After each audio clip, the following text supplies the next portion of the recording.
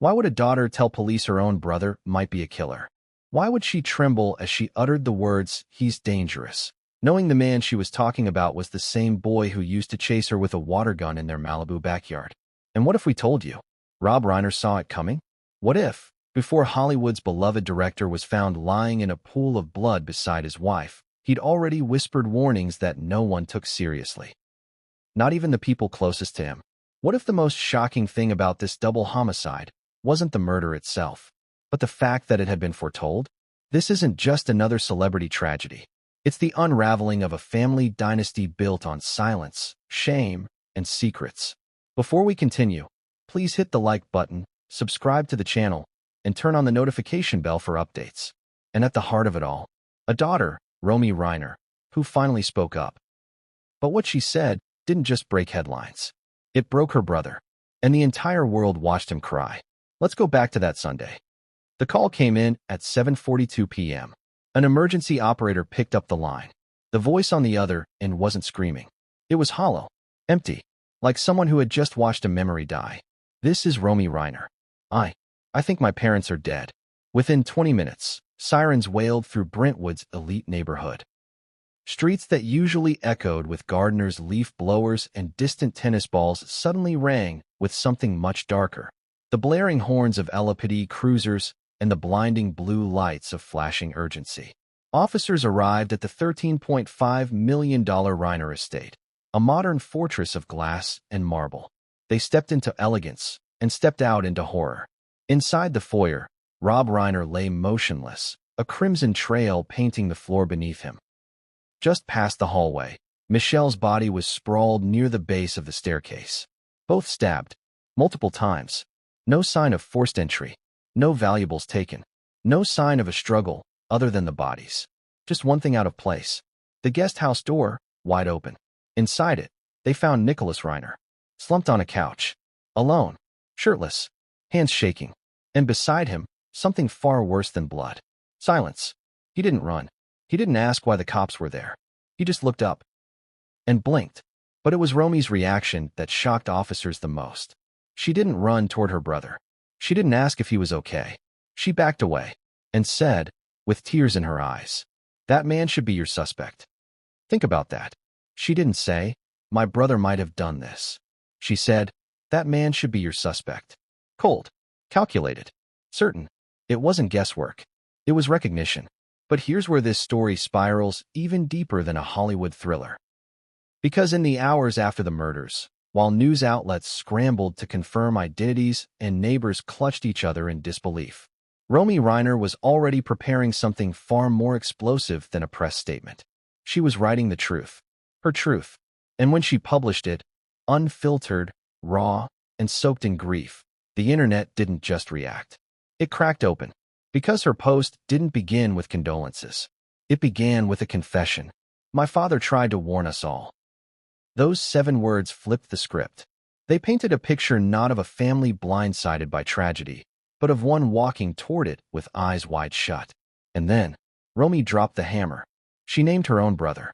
Publicly. Permanently. And she didn't whisper it. She shouted it. Not in court. Not in private. On social media, where millions could see. And more importantly, where Nick could see. And when he read it, he cried. Not sobbed. Cried. Silently. Alone. In his holding cell. Eyes red. Voice gone. But was it guilt? Shock? Regret? Or was it because his little sister had just demolished the last line of defense he thought he had? The bond of blood? We're going to dive into all of it.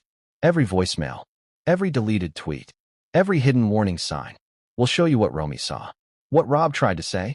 And why Michelle Reiner's final letter, never sent, might be the smoking gun no one expected. Because behind the headlines and hashtags is a story so raw, so tangled in pain, silence, and betrayal, it makes even Hollywood flinch. This isn't fiction. This is the Reiner family. Unscripted. And what comes next? No one's ready for it. Because in Chapter 1, we're heading straight into the place where it all began. A gated paradise turned blood-stained battlefield. But inside that Brentwood estate, there's one room no one wants to talk about. And what was found there changes everything. Have you ever walked into a house and felt like something watched you back? Not a ghost, not a person, but a memory, thick in the air. Heavy. Cold. That's exactly what first responders said about the Reiner estate. It didn't feel like a crime scene. It felt like a tomb. But not because of the blood. Because of the silence. Because of what had been kept quiet for far too long. And when you understand what really happened behind those towering glass walls, you'll start to wonder if this home was ever a place of peace at all, or just a pressure cooker waiting to explode. Let's talk about that house. The Reiner residence sat perched in the hills of Brentwood, a 9,400 square foot modernist masterpiece.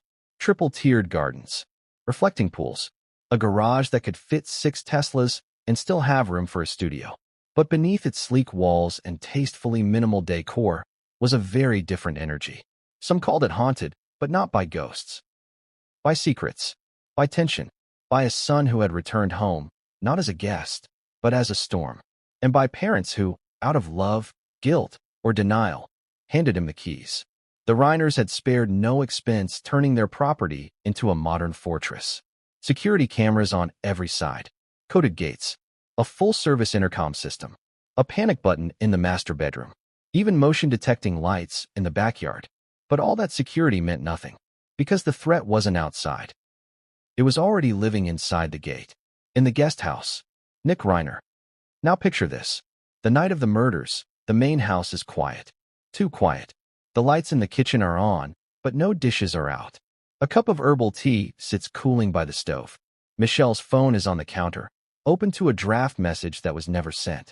Rob's phone. Missing. There are no signs of forced entry. No shattered windows. No alarms triggered. But near the living room, a broken vase. And just beyond that, Rob, face down, lifeless. A pool of blood stretching toward the hall like a red shadow. Further in, by the stairs, Michelle, her hand outstretched toward the second floor, as if trying to crawl, trying to reach something. Someone. Police clocked time of death within the hour before the call came in. And from outside, the gate records no arrivals, no departures, except for one motion alert. Guest house door, opened, closed, and never opened again. That's when detectives knew. Whoever did this was still here. The guest house was a separate structure, but not far. A short garden path connected the two, close enough that anyone in the main house could see the lights inside it flick on, but far enough to be invisible, if someone wanted to be invisible. And Nick? He had lived there for nearly a year. It was supposed to be temporary. A transition, as Rob once told friends. Nick had just finished his 4th rehab stint in 5 years. He was sober again. Or so everyone thought. He had nowhere else to go. The family had money. And besides, Rob had always held out hope that if he just loved his son hard enough, Nick would find his way. So they gave him space. A stocked fridge, a new bed, a digital piano, and, most importantly, freedom. But that freedom came with distance. Romy had voiced concern. She didn't like being at the house alone when Nick was there. Said he stared too long. Said he muttered to himself. Said one time, she caught him standing outside her window, just watching. Her parents brushed it off. He's adjusting, Michelle would say. He's not dangerous. He's just broken, Rob added. But even broken glass can cut deep. When police entered the guest house after finding the bodies, they expected resistance. Instead, they found stillness. Nick was seated on the couch, television on, volume muted, his face pale, his feet bare.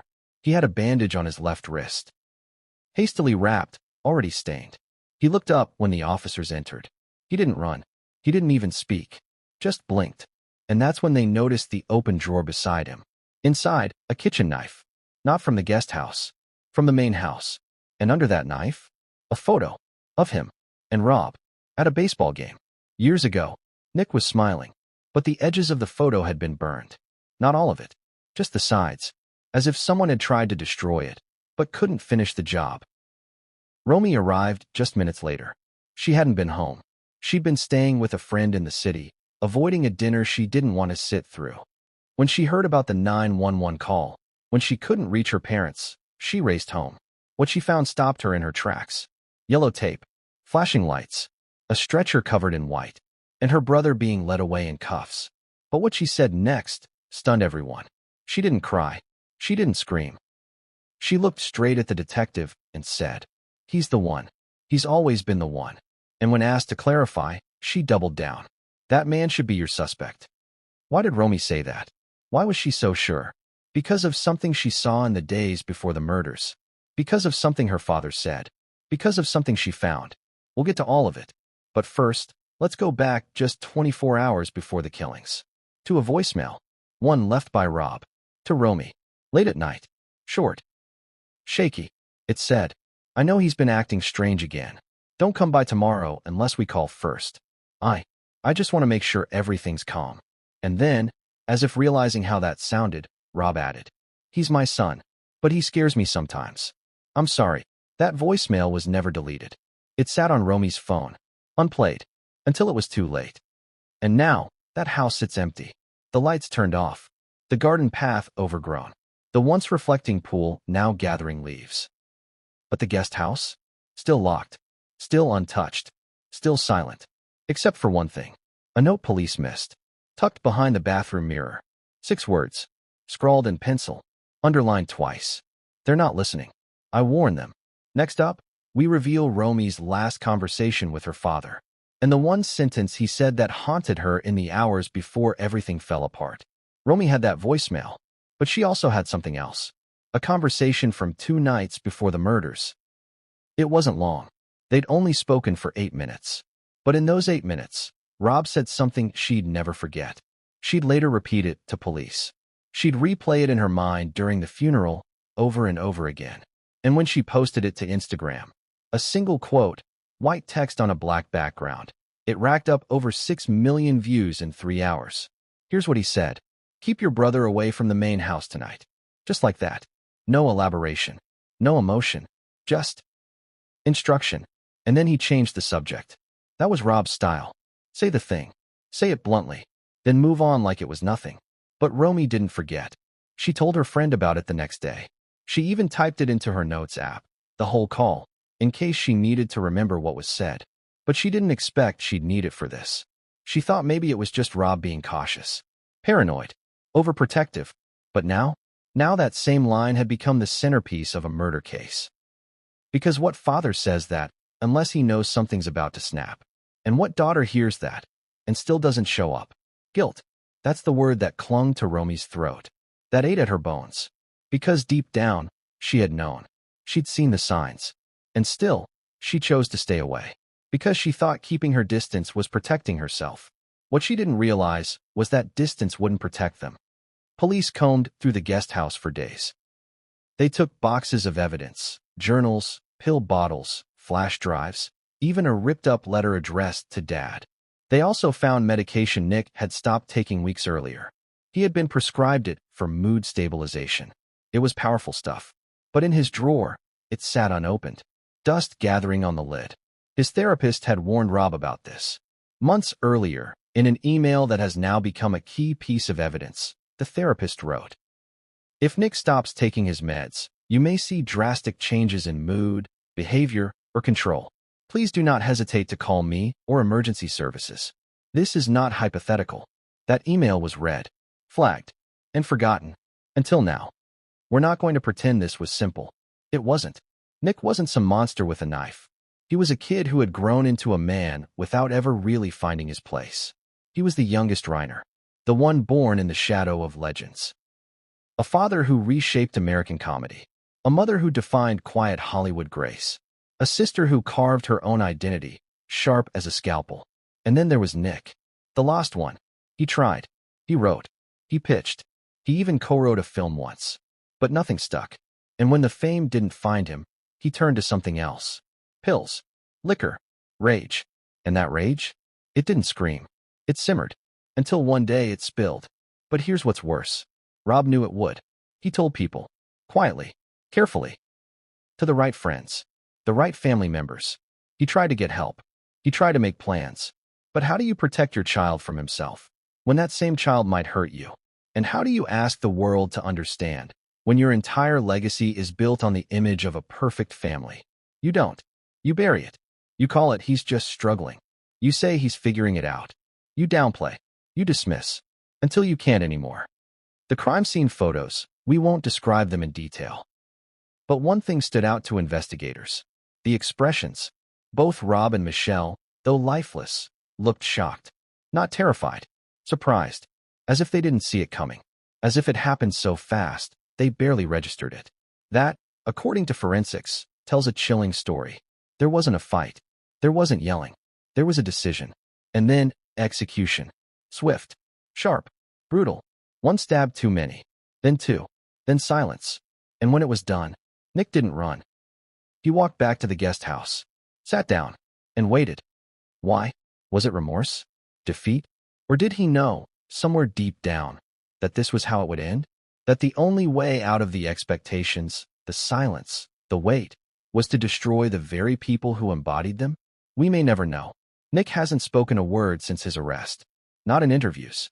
Not in court. Not even to Romy. But we do have something. A piece of writing found on his laptop. A document untitled. Never saved. Just open. It reads, "They all think they're helping. But they're just watching me burn. No one throws water. They just film the fire." That line was written days before the murder. But the file's metadata? Last modified, for hours after the murders. Which means someone opened it again. Someone read it. And changed nothing. But just reading it again? That might have been enough. Maybe that was his version of closure. Maybe it was his confession. Or maybe it was something worse. Justification. Back at the main house, the staircase where Michelle was found now sits still. The rug removed. The blood cleaned. But Romy? She can't go back in. She told friends she sees ghosts now. Not literal ones, but memories. She sees her mother brushing her hair at the mirror. Her dad humming down the hall. Nick, standing outside the kitchen, eyes blank, looking in. It's why she hasn't set foot inside since. The house is for sale now. Privately listed. No public tours. No photos showing the staircase. Just a cold, clinical description. Private Brentwood retreat. Gated. Secure. Elegant finishes. 5 beds, 7 baths. Guest quarters included. Guest quarters included. The same guest quarters where Nick Reiner stopped being a son and became a suspect. But this story doesn't end here. Because in Chapter 2, we go back. Back to the final conversation Romy ever had with her father. And the voicemail she didn't listen to. Until it was far too late. Have you ever replayed a voicemail so many times, the voice stops sounding like a person? That's what Romy Reiner said about her father's final message. At first, it was comfort. Then pain. Then nothing. Just static in her mind.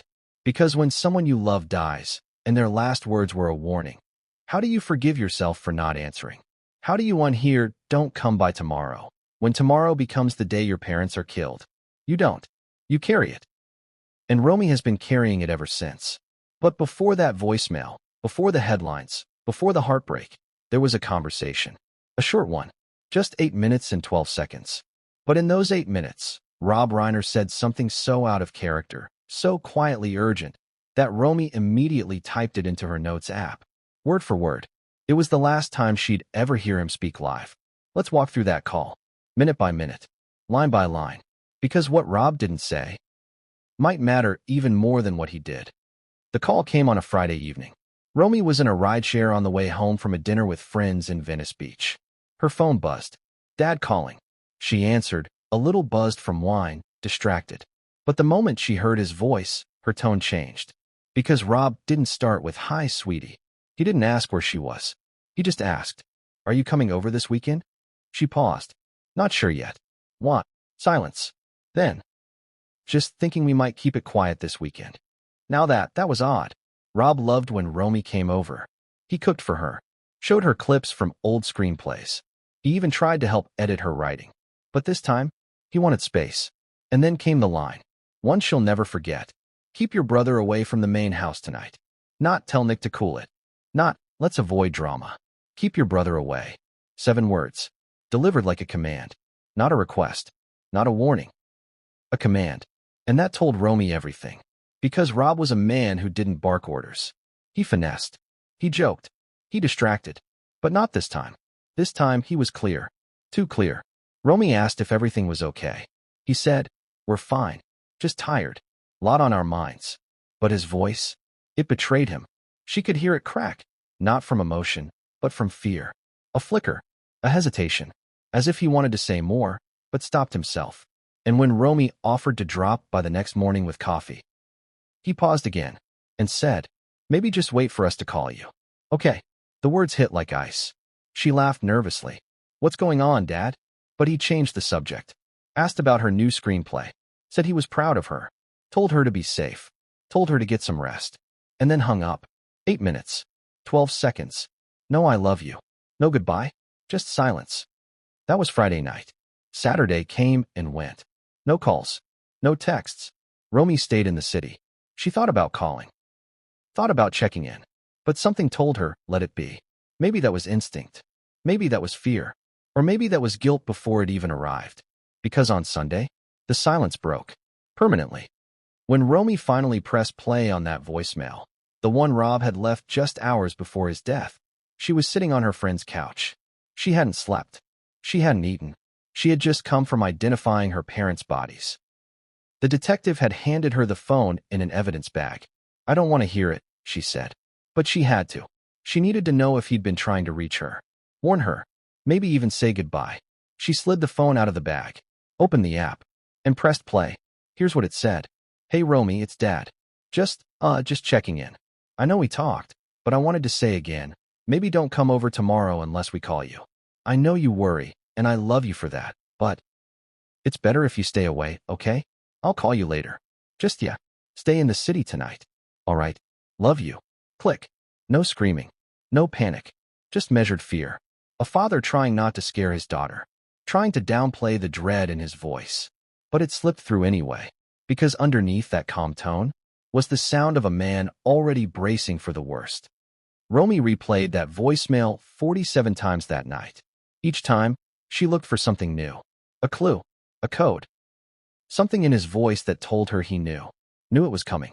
Knew Nick was spiraling again. Knew there wasn't much time. And with each replay, her heart broke a little more. Because it wasn't just a voicemail. It was a goodbye, wrapped in caution, disguised as reassurance. But clearly a goodbye. The next morning, Romy typed out the entire call and voicemail word for word. She titled the note, "Last Words." Not Dad's voicemail. Not Call with Rob. Last Words. She knew what it meant. She knew what it carried. And she knew, deep down, that Rob had tried to protect her, tried to speak up, but didn't scream loud enough. Because even in his final hours, Rob was doing what Rob always did, protecting everyone else, even if it cost him his life. Later that week, during a private moment with investigators, Romy handed them the phone. She told them to listen to the voicemail, to play it again and again. And she said, "My dad was trying to protect me from Nick. You can hear it. He was scared. He just didn't say it directly. But I heard it. I hear it now." The detective nodded, but then asked the hard question. "Why do you think he didn't say Nick's name?" Romy answered without hesitation. "Because he didn't want to believe it. Because saying it would have made it real." There's something uniquely brutal about watching someone piece together their own trauma in real time.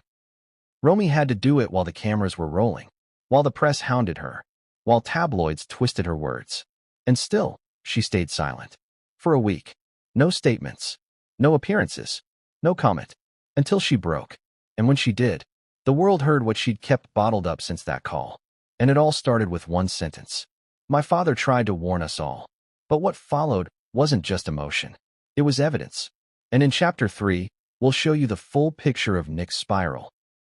The journals, the breakdowns, and the one rehab file that made even Romy go numb. Because it turns out, Rob Reiner wasn't the only one who feared Nick. So did Nick himself. What does it take for someone to become unrecognizable? To go from screenwriter to suspect? From family member to feared intruder? In Nick Reiner's case, it wasn't one event. It was a slow burn. A descent so gradual that by the time the ground crumbled beneath him, no one knew where solid footing had last been. But make no mistake, the signs were there. And they weren't subtle. They were screaming. Screaming through his notebooks. Through his stares. Through the things he said. And the things he refused to say. This chapter is about the truth Romy hinted at. The truth Rob never wanted to admit. And the truth Nick tried to drown in pills, booze, and fantasy. But eventually, it came back for him. And this time, it didn't leave without blood. Let's start at the beginning of the end. Nick Reiner was supposed to be the one who made it back. After years of trying to escape his own name, the Reiner name, he was finally writing again. A semi-autobiographical screenplay about a young man trying to find meaning after rehab. Rob helped produce it. Michelle gave notes on the character's mother. Romy refused to read it. That was telling. But critics liked it. Audiences wept. The New York Times called it a triumph of emotional honesty. What they didn't know? It was fiction wrapped in fiction. Because by the time that film premiered, Nick was already spiraling again. He just got better at hiding it.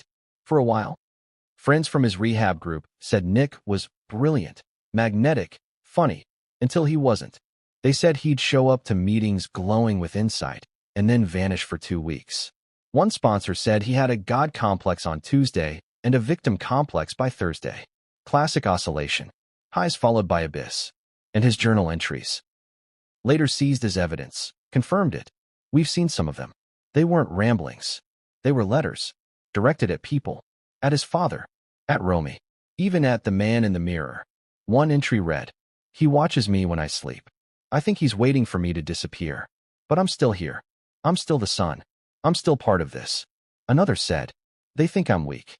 But I'm the only one who sees how fake they all are. Rob is a fraud. Michelle hides it better. Romy pretends she's not scared of me, but I see it in her eyes." That one was dated 3 weeks before the murders. 3 weeks. But even darker was the page that followed. It read, "They're all sleepwalking. Maybe I'm the one who needs to wake them up." That wasn't poetry. That was a warning. Romy once confided to a friend, in a text thread that later leaked, that she had stopped going to the estate alone because Nick keeps trying to talk to me about fate and bloodlines. She said, "It's like he thinks we're in a Shakespeare play. Keeps saying things like, patricide is poetic." I told Dad. He said Nick was just being Nick. But it's not cute anymore. It's creepy. That friend tried to laugh it off at the time. But after the murders, that message hit like a bullet. Patricide is poetic. Those weren't just words. They were prophecy. But there's more. Because as disturbing as Nick's behavior was, there were moments, real, raw, human moments, where he tried to fight it. He wasn't always cruel. He wasn't always cold. Sometimes he broke down. Sometimes he begged. One of his old therapists, Dr. Lena Forrester, came forward privately during the investigation. She didn't want media attention, but she told police. Nick hated what he felt. He didn't want to hate his family, but he couldn't control the jealousy, the shame. He said he felt like an alien born into a family of gods. She paused, then added, "And he said if he couldn't be like them, he'd rather destroy the myth entirely." Dr. Forrester said she terminated sessions after Nick became verbally aggressive and emotionally manipulative. She feared for her safety. She sent an email to Rob.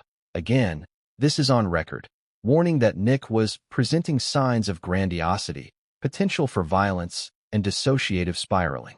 Rob replied once, said, "Thank you. We'll be careful." That was 14 months before the murders. And then? Silence. Nick's addiction history was complex. He'd been through 5 treatment programs, 2 outpatient, 3 inpatient. He was sober for 11 months before relapsing during the pandemic. He blamed isolation. But truthfully, it was rejection. A screenplay he'd pinned his hopes on got passed over by Netflix. He drank that night, and by the next morning, he was spiraling again. But this time, something was different. He wasn't just self-destructive. He was angry, directed. He wrote in his journal, "They act like they're so concerned, but they're just waiting for me to die quietly." That entry was written just before Rob invited Nick back into the guest house. He wanted to keep him close. But sometimes, closeness doesn't heal. Sometimes it ignites. And here's where the contradictions pile up. Nick was also charming. He'd show up at charity events and light up the room. He'd flirt, smile, quote his father's movies. People liked him, until they didn't. One former friend said, he'd talk about growing up around legends. Spielberg at his house, Tom Hanks calling him kiddo. But then he'd get dark. Talk about how everyone forgot him. Like his own life was just a B-roll clip in someone else's documentary. Romy called it main character syndrome. Rob called it pain disguised as ego. Michelle? She called it Nick's process. But no one called it what it was. A crisis. A brewing storm no one dared label for fear of setting it off. But the thing about storms? They don't wait for your permission to arrive. They just hit. And when they do, they leave nothing standing. The final red flag came just 2 days before the murders. Nick sent Romy a message. Not through text, but written, on a note card. slid under her bedroom door while she was briefly visiting the estate to pick up some mail. The note read, "You think you're safe because you're not me. But safety is a myth, and myths are meant to be destroyed." Romy never responded. She left the house in tears. Later that night, she called her dad. That was the 8-minute conversation we detailed in Chapter 2, the one where he told her to stay away, where he finally gave voice to the fear that had been living in their walls for months. Keep your brother away from the main house tonight. It wasn't paranoia. It was preparation. And now we know why. Because Rob had seen Nick's descent firsthand. He'd read the notes, heard the rants. And most damning of all, he had recorded something. A video. A private message. Never meant to be seen. But now, it may hold the key to everything. Because in Chapter 4, we'll reveal the dinner from hell. The one night, captured partially on home security footage, when Nick said something that made Michelle Reiner grab her husband's hand under the table and never let go. What did Nick say? And why did Romy run out crying? The answer will leave you stunned. It was supposed to be a family dinner. A calm Sunday evening. Laughter, wine, grilled salmon, maybe a little too much Chardonnay. The kind of night Rob Reiner had always treasured. A small table, just the four of them.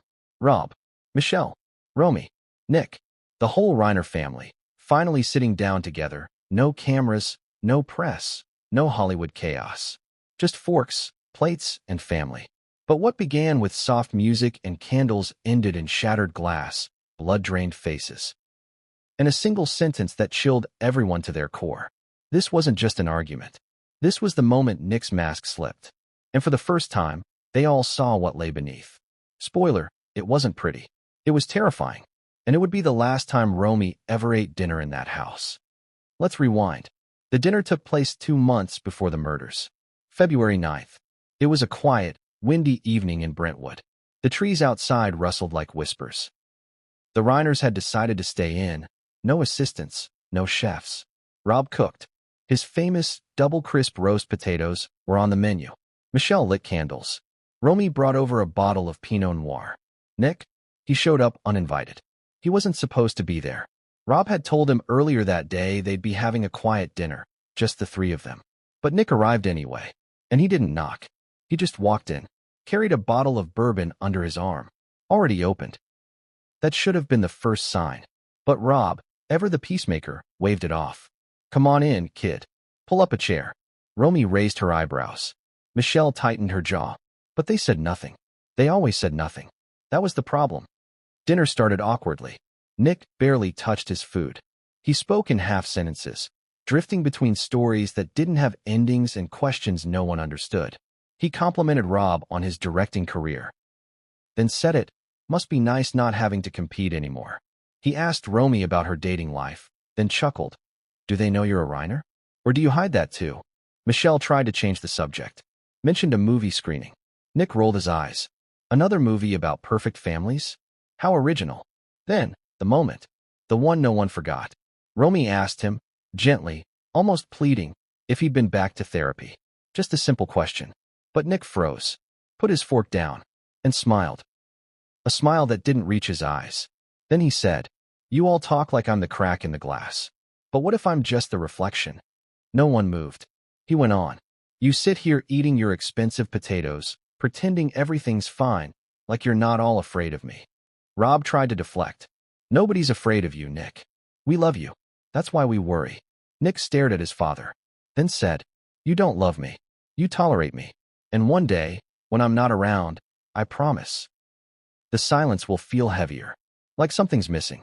Something dangerous. He reached for his bourbon. Took a long sip. Then, you know what I realized? You only listen when I scare you. And with that, he raised his glass toward Romy.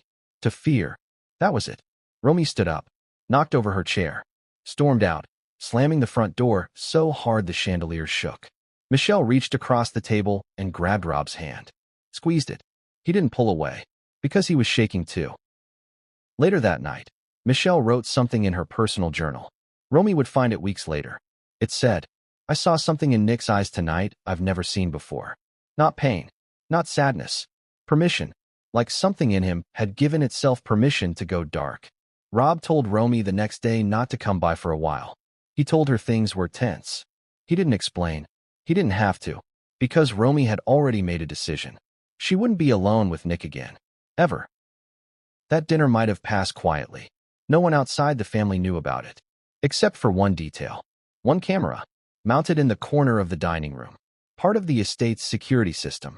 The footage wasn't reviewed until after the murders. And when detectives watched it, they didn't just see Nick's words. They saw Rob's face. The way he went still. The way he flinched when Nick leaned forward. The way Michelle clutched her husband's arm like an anchor. One investigator described the footage as chillingly calm, because the most violent part was Nick's silence. His eyes, dead, hollow, smiling without warmth, like a performance without an audience. After that dinner, Nick disappeared for 3 days. He left the guest house. No one knew where he went. He didn't answer texts, didn't take calls. When he returned, he had a cut on his hand, said it was from glass. Romy didn't ask. She didn't want to know. It was around this time that Rob recorded the private video message we'll talk about in Chapter 5. A message never meant to be seen. A message he filmed late at night, in his study, alone. We now know it was his last direct attempt to document what he felt, but couldn't say aloud. But before that, he tried one more thing. He wrote a letter. To a friend. A producer he trusted. It said, "I think I've been covering for Nick too long. I'm starting to worry this won't end well." The friend never received the letter. Rob never sent it. It was found in his desk drawer and signed, folded twice. Like a secret begging to stay hidden. But secrets have a way of clawing out. And this one would be no different. Because what happened at that dinner wasn't just a red flag. It was the moment the Reiner family finally saw what Nick had become. And instead of confronting it, they fell silent. In Chapter 5, we go even deeper. We'll bring you into the therapy room. The one Nick walked into 3 times and stormed out of twice.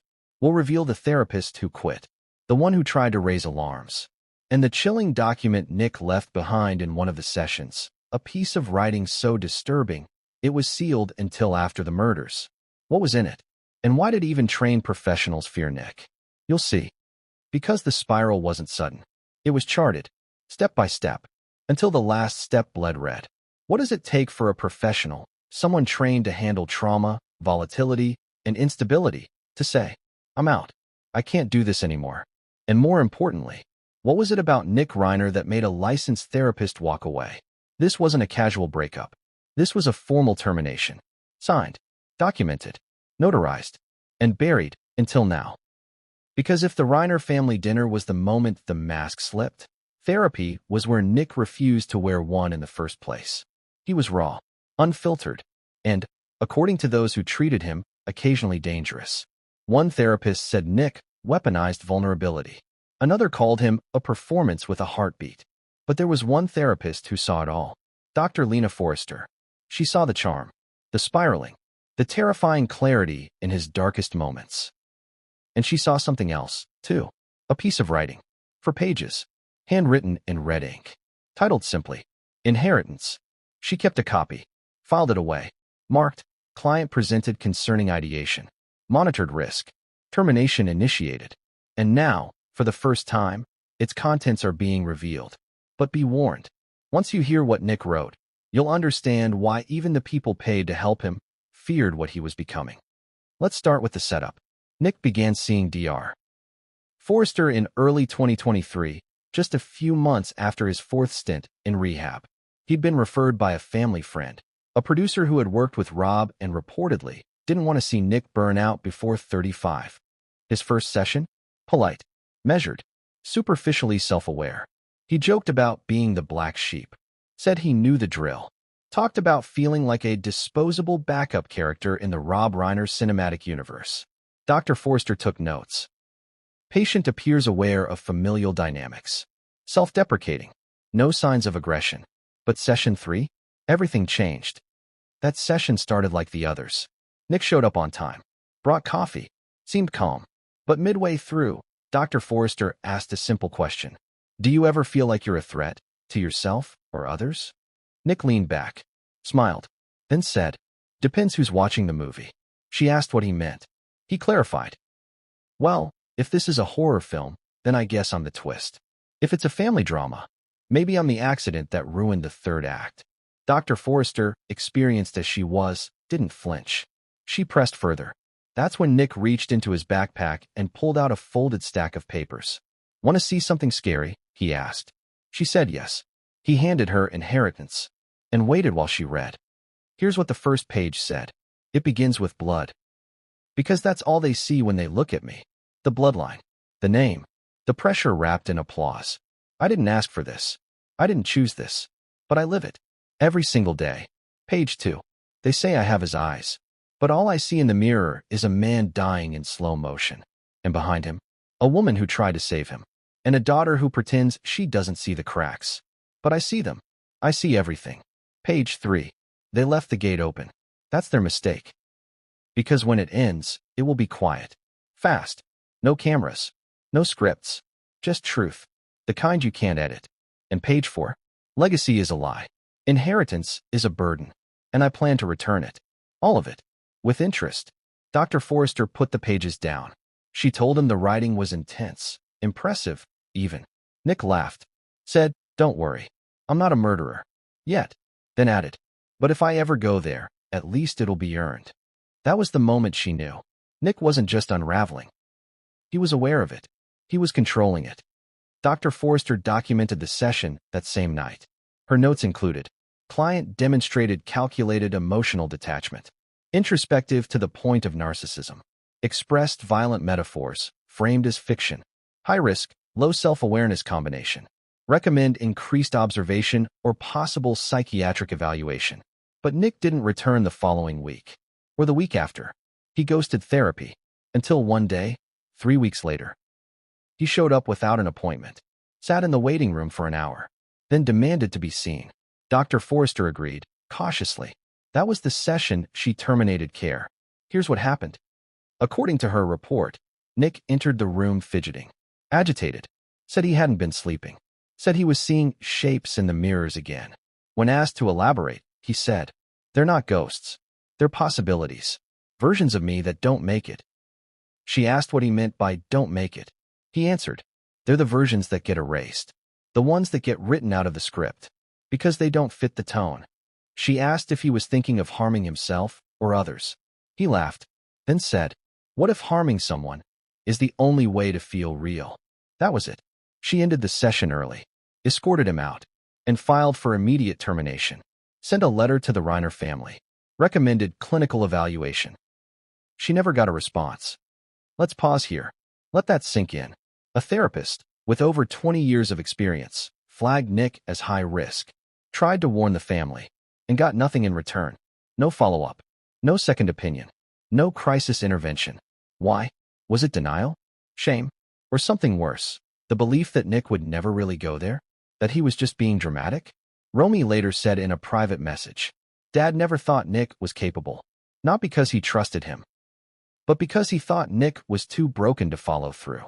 Let that settle for a moment. They didn't protect themselves because they believed Nick couldn't organize that level of violence. They underestimated him. And that miscalculation was fatal. After Dr. Forrester quit, Nick didn't return to therapy. He told a friend, "I scare them. I like that." He wore it like armor. But deep down, there were cracks. One friend, anonymously, shared that Nick once cried during a car ride home from a party. He said, "Everyone wants me to be okay, but no one wants to do anything about it. They just want me silent and sober so they don't have to feel guilty." That sentence became the basis for another journal entry. It ended with, "If silence is what they want, maybe I'll give it to them." Permanent silence. That entry, dated 12 days before the murders. Next, in Chapter 6, we step outside the house. Because it wasn't just family who saw the cracks. Hollywood saw it too. Whispers at parties. Avoided invitations. Directors who said, "Not now," when Nick asked for meetings. And one actress, who dated Nick briefly, shared a voice note with police. In it, he said, "They only care about Reiners when they're safe to be around. I think it's time to remind people that I'm not." Coming up, the industry silence that let a storm brew unchecked. And the one night at a gala where someone caught everything on camera, but didn't realize its importance until it was too late. That gala, it was supposed to be a celebration. A night of glitz, philanthropy, and champagne flutes clinking between Hollywood elites. The Silver Circle Gala, held at the Beverly Hills Hotel. February 25th, just 13 days before the murders. Rob was being honored for lifetime achievement in filmmaking. He wasn't thrilled about the attention. He never was. But Michelle insisted. It would be good press, good exposure for their charity work, and most of all, a distraction. But Nick? He wasn't on the guest list. He wasn't even supposed to be near the hotel. Yet he showed up, uninvited, wearing a dark suit that didn't quite fit. Eyes shadowed, skin pale, hands trembling. No one knows how he got past security. Maybe he name-dropped. Maybe someone just didn't want to say no to a Reiner. But the moment he walked in, the mood shifted. Rob froze mid-conversation. Michelle stepped aside, whispered something into a friend's ear. Romy saw him first, and according to multiple sources, she bolted, left the ballroom without a word. Later that night, she posted a cryptic story on Instagram. A black screen with one sentence. "I told you this would happen." She deleted it 10 minutes later, but not before 3,200 people saw it, and screenshotted it. Back at the gala, Nick tried to speak with Rob. Multiple times. Each time, Rob declined. Politely, but firmly. Nick didn't take it well. He hovered, paced. At one point, he knocked over a waiter carrying champagne flutes. Didn't apologize. Just stared down at the broken glass. Then said, "Guess something had to break tonight." Someone filmed that moment. It was posted to TikTok, labeled, "Weird Guy at Reiner's Gala, WTF?" It didn't get traction at first, but after the murders, it exploded. Commenters dissected every frame. Noticed how Michelle physically stepped in front of Rob when Nick got too close. Noticed how security didn't intervene. Noticed how numb Nick looked, like a man watching his own funeral. The video was handed over to detectives. It became part of the growing tapestry of red flags. But it was something else that truly unsettled investigators. A photo, snapped just moments before Nick was asked to leave. A group shot. Rob, smiling tightly. Michelle, mid-laugh. Behind them, Nick. In the background, blurry, but watching. Eyes fixed on his family. Expressionless. One detective later told the press. It looked like he was already gone. Like Nick wasn't there anymore. Just the shadow of something waiting to happen. That was the last public appearance of all four Reiners in the same space. And in that moment, frozen in pixels, time-stamped for eternity, was a family fractured beyond repair. Michelle knew. Rob knew. Romy had already left. And Nick? Nick had already made his decision. Whether he knew it consciously or not, the die was cast. He left the gala that night without a word. But days later, he posted one final message to his private blog. A blog no one knew existed. Not even Romy. Titled, "The Curtain Call." It read, "There's something beautiful about endings. No more rewrites. No more notes. Just silence. The audience leaves. The lights go down. And the story ends." He published it, then deleted the entire blog. Wiped it. Gone. But metadata doesn't lie. It was posted at 3:44 a.m. 2 weeks later, Rob and Michelle Reiner were dead. So now we ask again, what made a therapist walk away? It wasn't just what Nick said. It was what he believed. That he wasn't broken. That he was a mirror. And everything he reflected back, the fear, the dysfunction, the denial, wasn't a flaw in him. It was the family, the legacy, the myth. Nick believed the only way to reclaim himself was to destroy what had always overshadowed him. And now, that myth lies in pieces. Bloody, silent, cold, just like he wrote. But the story's not over. Because in Chapter 6, we look at the people who watched from the sidelines. The producers, the agents, the friends, the ones who saw the signs and turned away. Because protecting a legacy sometimes means covering up a catastrophe. And when the truth finally hit the headlines, some of them had more to lose than anyone. You ever wonder how many people knew? Not suspected. Knew. Noticed the stares. Heard the tone. Read the subtext in Nick's half-jokes, his twisted metaphors. Hollywood prides itself on image. Polished, pristine, untouchable. But behind the glittering veneers are whisper networks. And when it came to Nick Reiner, there were whispers. Plenty of them. At award shows. On studio lots. During uncomfortable dinner parties in the hills. But no one said anything publicly. No one warned Romy. No one confronted Rob. Because saying something meant risking everything. A career. A friendship. A reputation. And so, they stayed silent. Even as the volcano bubbled under the surface. Until it exploded, right in the middle of Brentwood. And now, They all say the same thing. We didn't know. But let's be clear. They did. They just chose not to look too close. Because in Hollywood, sometimes the most dangerous thing you can do is tell the truth about one of your own. Let's start with Andrew Perlman, a producer who worked on Nick's semi-autobiographical film. We'll call him by a pseudonym, but he was very real and very shaken after the murders. He sat for a closed-door interview with detectives. His quote, "Nick had darkness. He didn't hide it. He talked about killing off characters based on real people and not metaphorically. I remember him once saying, 'There's no catharsis without blood.' I laughed at the time. We all did." He paused. Looking back, I think we were all scared of what it would mean to confront him directly. The detective asked why. His answer? Because of who his dad was. That was the theme. Rob Reiner was Hollywood royalty, and nobody wanted to ruffle the robe. One assistant, who worked briefly for Rob during a script development retreat, recalled a night where Nick showed up uninvited. He wandered into the kitchen, took a bottle of white wine from the fridge, started quoting The Shining, loudly, then whispered to the assistant, "Sometimes I think I'm the real son, and Rob's just the imposter." The assistant reported the incident to a higher-up. Nothing happened. They were told, "That's just Nick. Let him blow off steam." So they did. Everyone always did. A former talent agent, who represented Nick briefly in 2019, said something even more chilling. "We dropped him after one meeting. He was unpredictable. Smart, yes, but scary smart. Like, he's thinking 10 steps ahead, and none of them are good kind of smart." When asked if they shared concerns with anyone, "No. Would you?" That's the thing about the industry. People talk, but only when it's safe. When there's distance. When the headlines give them permission. Before that, whispers. Just whispers.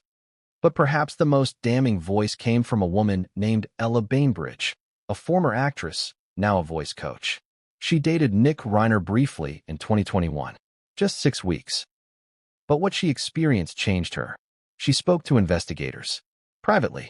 And what she said sent chills down the room. Because Ella recorded something. A voice note. Left by Nick. Late at night. It was meant to be private. But now, it's part of the case file. In it, Nick says, "You think I'm broken. You think you can fix me. But I'm not interested in being fixed. I want them to bleed. I want them to feel what I've been feeling for 20 years. And if that makes me the villain, good." Every story needs one. Ella broke down in tears when she handed it over. Said she'd kept it just in case. In case what? In case he ever snapped. She knew. But she didn't warn anyone. Because who would believe her? He was Rob Reiner's son. And in Hollywood, that was enough to make you untouchable. So what did all these people do? They unfollowed him on Instagram. Stopped taking his calls. Crossed the street when they saw him coming. That was the extent of the intervention. Avoidance. And that avoidance cost lives. Even Romy saw the whispers. She wrote about it later. In a grief letter shared only with close friends. It leaked. The passage read, "They said it with their eyes. At events. At dinners. They pitied me. They knew my brother wasn't okay. But nobody said anything. Nobody warned me. Not one person told me they were scared of him. Until it was too late." She ended the note with, "Silence is complicity. And Hollywood has mastered both." One of the most heart-wrenching post-murder revelations came from a makeup artist who worked on one of Rob's last films. They were at a table read. Nick had shown up to visit the set. Sat in the back row. Didn't speak. When the session ended, she overheard Rob whispering to a co-producer, "He needs help, but I don't know how to get it for him anymore." That co-producer laughed. Said, "He's a Reiner. He'll be fine." That moment now hangs heavy over everyone who was there. Because Rob wasn't asking for a joke. He was asking for help. And nobody listened. Let's talk about the industry machine for a second. The PR firms. The studios.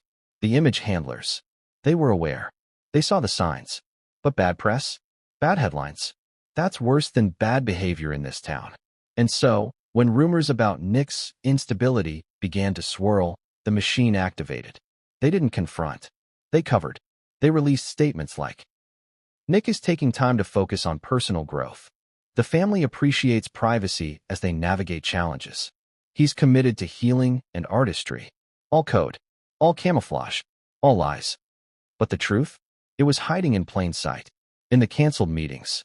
In the security guards who were quietly briefed when Nick was expected to attend events. In the studio that had his pilot script sitting on a shelf, greenlit, but never made. Because somewhere deep down, they all knew it would be safer not to give him a spotlight. And yet, no one called the family. No one pulled Romy aside. No one did the brave thing. They just waited and hoped. And now, it's too late. In Chapter 7, we walk into the guest house. The place Nick called home. The place he was gifted after his 5th relapse, because Rob didn't want him on the street. But what he left behind in there wasn't just clutter. It was a map, a blueprint of a man unraveling in real time, with drawings, schedules, audio files, and one locked drawer that held a photograph so disturbing, Romy screamed when she saw it. You'll want to see what was inside, because it proves this wasn't spontaneous. It was planned. What would you think if you discovered a map of a mind? Not a metaphorical one. A real map. Dates, arrows, notes in the margins. Plans written not in ink, but in obsession.